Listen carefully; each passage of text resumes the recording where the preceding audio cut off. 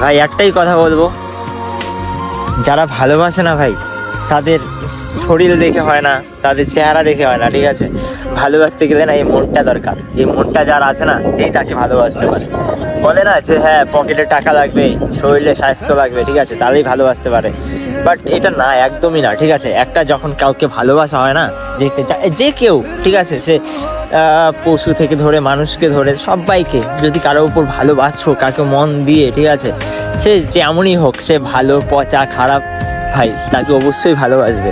কারণ এইটাই যে একজন যাকে ভালোবাসবে বলে দিয়েছো যে হ্যাঁ আমি ওকেই ভালোবাসি, ভাই ওকেই রাখবে লাইফে যা কিছু হয়ে যাক, ঠিক আছে? হ্যাঁ এমনও থাকে যাকে ভালোবাসো সে তোমাকে ভালোবাসতেও না পারে।